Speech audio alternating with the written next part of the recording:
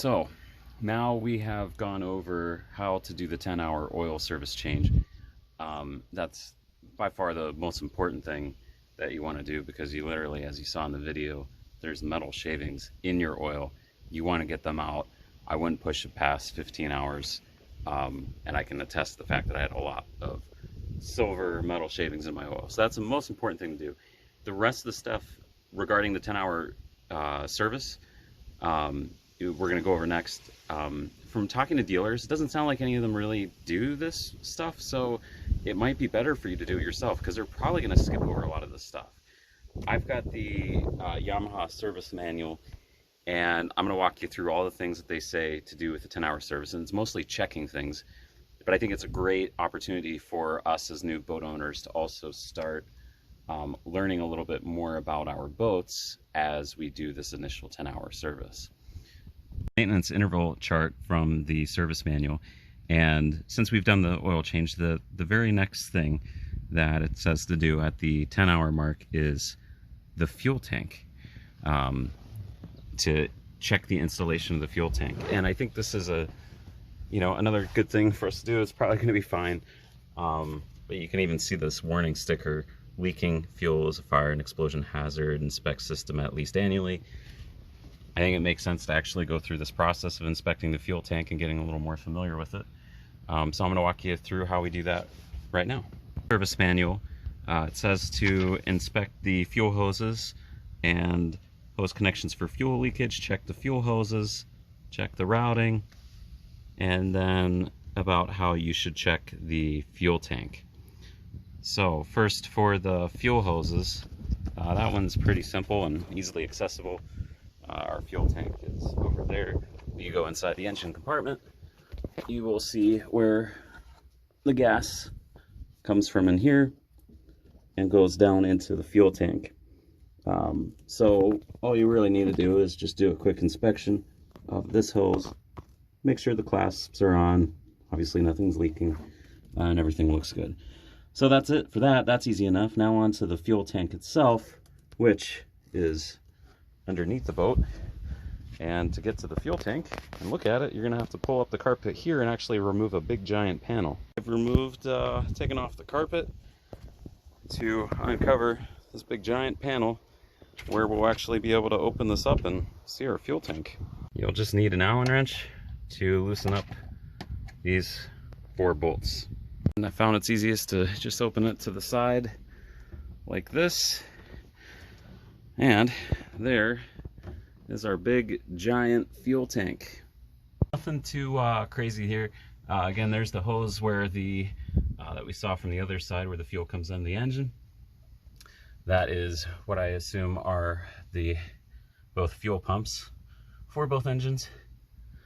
And we've got some hoses here, and I don't know what they do, but in any case, all we need to do is, number one, make sure there's no fuel leaking and everything looks good, and then just check the fittings and make sure nothing seems loose.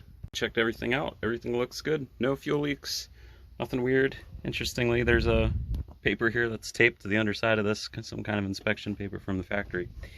But yeah, that's it. That's the fuel tank inspection. Alright, so we've done our fuel tank. Next is main switch and engine shutoff switch. Service guide describes what you're supposed to do to test the main switch and engine shutoff switch, which is basically make sure that the engines start, which you do all the time. So there's really not anything to test here that you don't test every single time you run the boat. The only thing that you might not have done yet, which you should do, is use the engine shutoff cord. So I would just wait till you're actually on the water at some point, because there's really nothing else there that you have to test. Just next time you're on the water, pull this cord and make sure that the engine's shut off. That's it. Next is the battery switch. Again, this is really straightforward. And the service guide on page 36, it's just asking you to test that the battery switch works. And again, this is something else that you do every time that you drive the boat by turning the switch off, using the blower when the switch is on but the engine's off. That's pretty much it. There's nothing else here for you to check. So you can pretty much, if you've driven the boat, you can pretty much mark this one complete. All right, so next we move on to checking the meters. There's nothing special about this. It's just making sure your tachometers work, and you'll be looking at that every time that you drive the boat. Nothing more to it than that, so you can pretty much check that one off. Neutral switches is just making sure that the engine only starts when the boat's in neutral, and starting it up. So that's pretty much straightforward. The hatch interlock switch is something that you should really test, because this isn't something that you would ever normally do, but all you want to do is make sure that the kill switch when you open up the hatch works. So the next time you're on the water, just have the engines running and open the hatch for the clean out plugs and make sure that it kills the engine. That's literally all that you're doing there, is making sure that that safety mechanism does work and kills the engine if anyone opens up the hatch. So do that next time you're on the water. Blowers, make sure your blower works, but you should be doing that every single time you take out the boat. Check that your horn works and your navigation lights. Again, pretty simple and straightforward. So the hatch interlock is probably the only one that you actually need to test, that you don't test every time that you take out the boat. So do that once and make sure that that kill switch basically does work. And yeah. So next is other electrical components, which is literally, even if you look it up in the service guide, just the radio. That's it. If your radio works, then you can check this one off. So that's an easy one. Next is steering master assembly. And all this is making sure that your steering wheel goes nice and loosely all the way to the port side and all the way to the starboard side with no issues. That's it. Good to do this out of the water and just make sure everything's still nice and easy to turn. Because in the water you'll have resistance, but here it should move really nice and easy. And that's literally it for that one.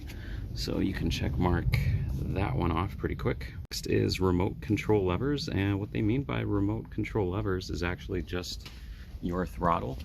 And what you're going to want to do is just move it into each of the positions.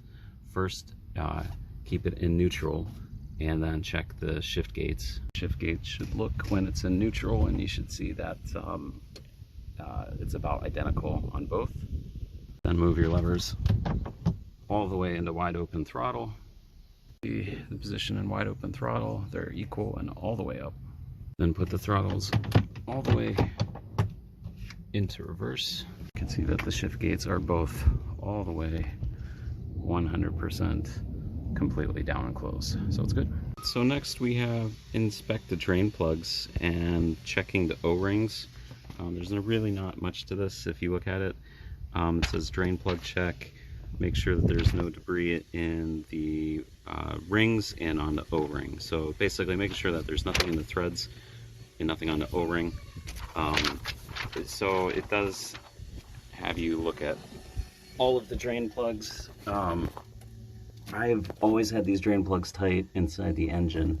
I just loosened them up here just to inspect them. But there's two right here, and I've never had them open before, but checked it out. Everything looks good there. Next, we'll want to look at the drain plug that you use every time you take the boat on the water in the back of the hull. Main drain plug, you especially when the boat's new, you'll definitely get some crud in here. So get like a small tool or little pliers or whatever and just get some of this crap out. You'll often find, oh, yep, there it is. You'll often find metal shavings. It's like this one.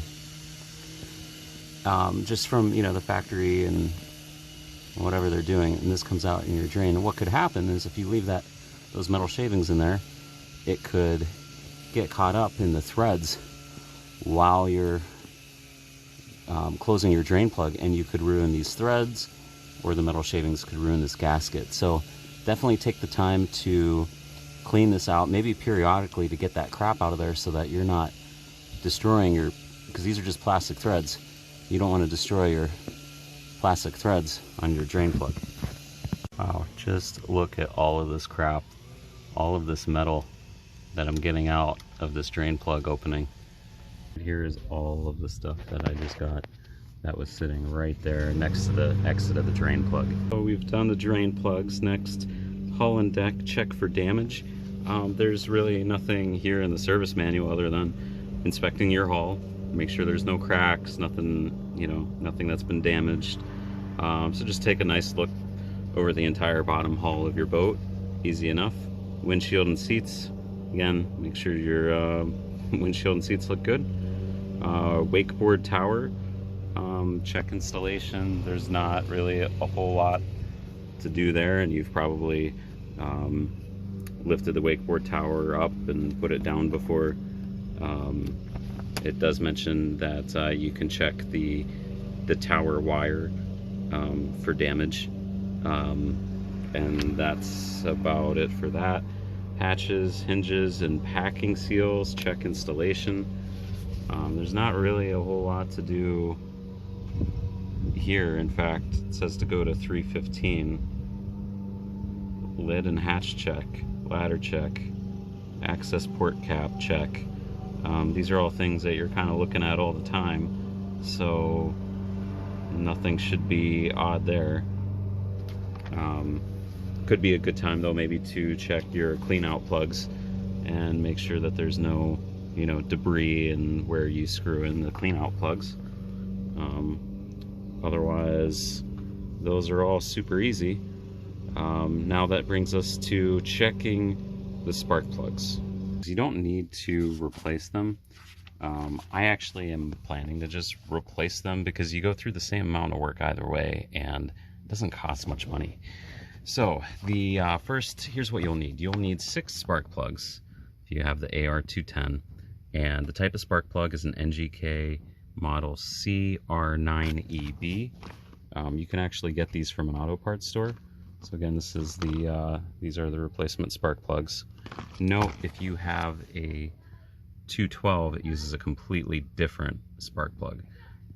The 210 uses CR9EB, the 212 uses LFR6A, so slight difference there. So I'm doing the AR210, so I've got the CR9EB spark plugs. I have 6 of them. You're also going to want to buy some anti-seize lubricant if you don't have it already.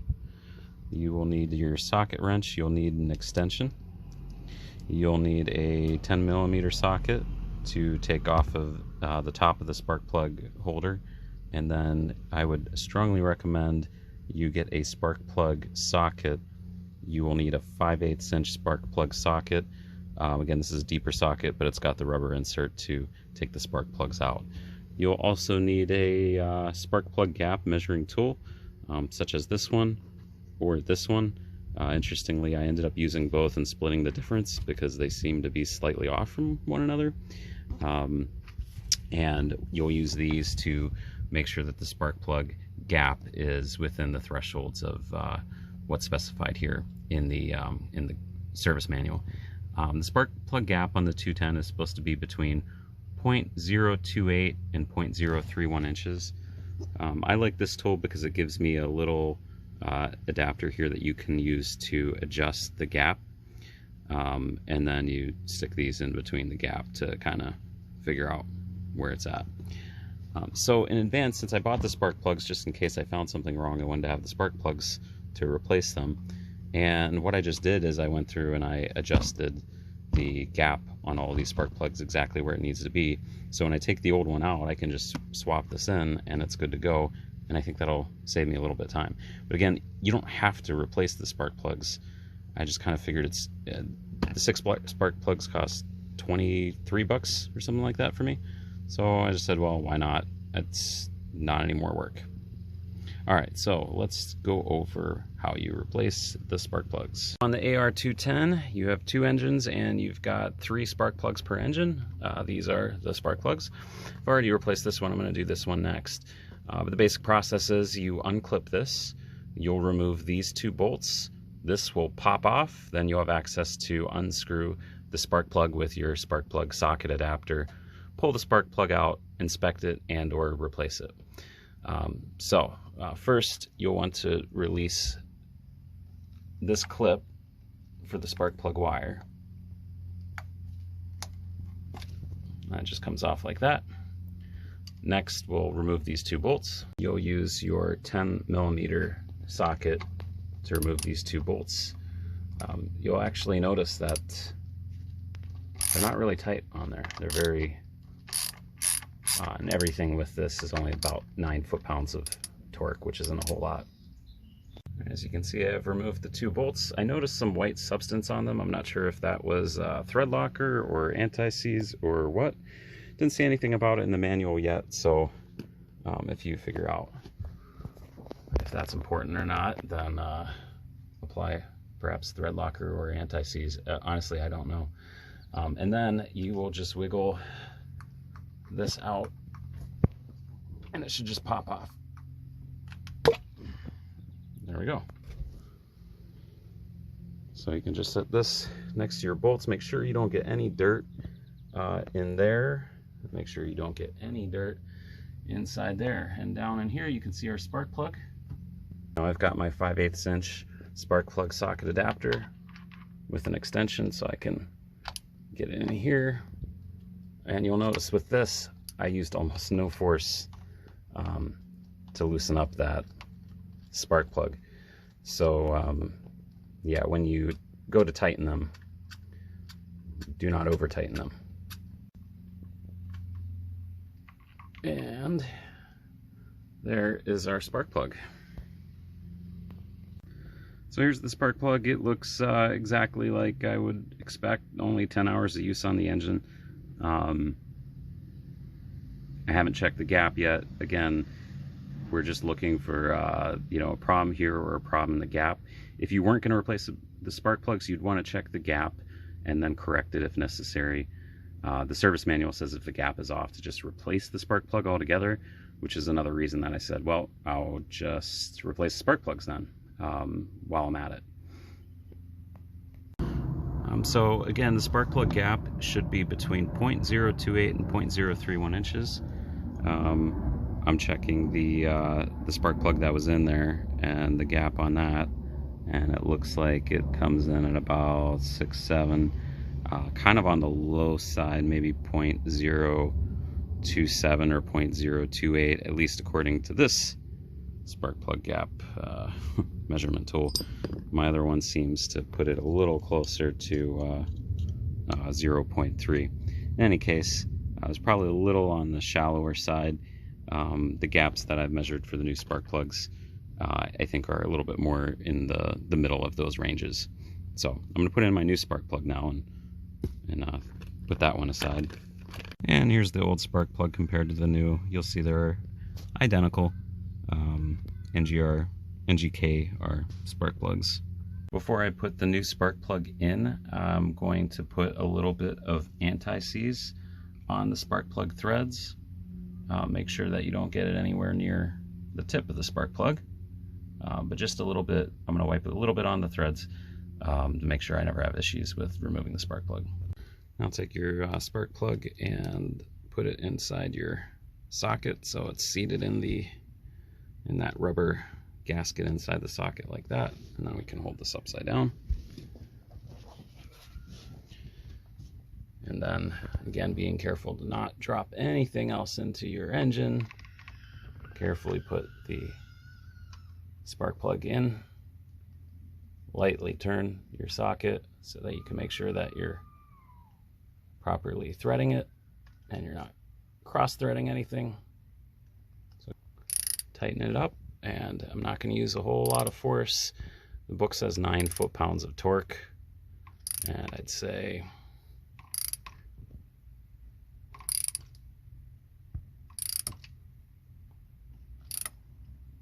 that probably feels about right. And then we'll just reverse what we did by taking this, put this guy back on.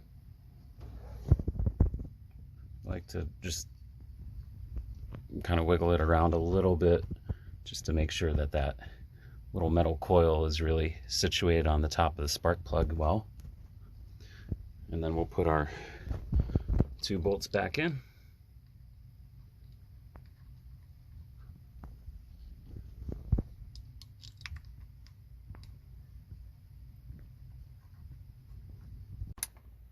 and tighten up these bolts. Just remember how tight they were when you took them off. They, like the spark plugs, there wasn't a whole lot of torque on them.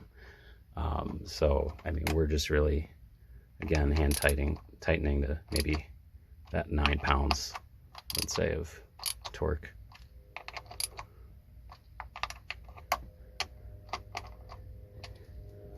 And then finally, don't forget to put your clip back on, make sure that's seated well, and that's it. So just repeat that process on the other 5 spark plugs. Once you start going, it really doesn't take very long. It goes pretty fast. And again, I thought it was easier for me to just buy new spark plugs, set the gap to what it needed to be inside the house. So then when I come here, I'm not measuring the gap on each one, I'm just swapping them out while I do it. So that is pretty much it for how to replace the spark plugs. So now we've done our spark plugs.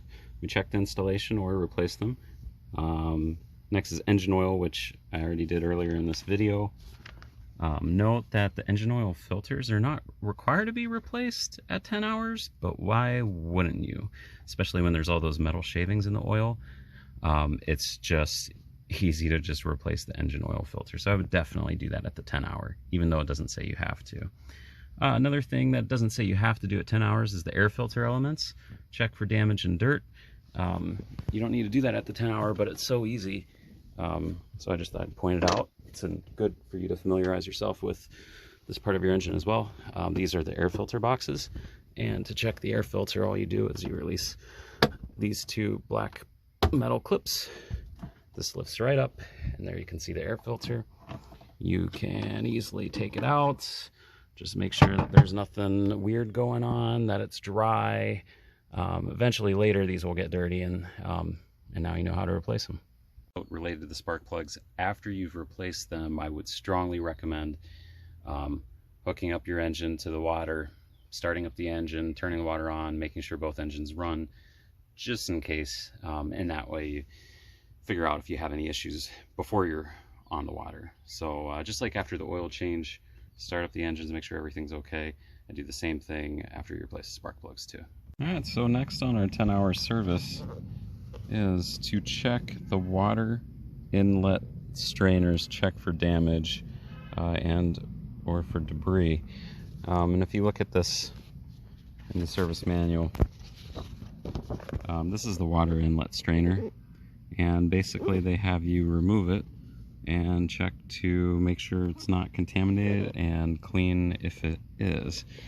And the water inlet strainers are down here, and there's one next to each nozzle on the left side of each nozzle. So you're gonna need a 10mm wrench to remove each of these 4 bolts. Taking these off using one of these little wrenches, going a tiny bit at a time, takes forever. It'd almost be worthwhile going to the store and buying one of those ratcheting wrenches so that you can just quickly go back and forth. Otherwise, even though it's just 4 bolts, it's taking me like 5 minutes or longer to get these off. I'm on the last one right now. Alright, so now with the bolts out, we're just gonna pull this out. And notice there's a gasket in there. Make sure you don't knock off that gasket. This gasket right here looks completely clean on the inside, and this is also completely clean and fine.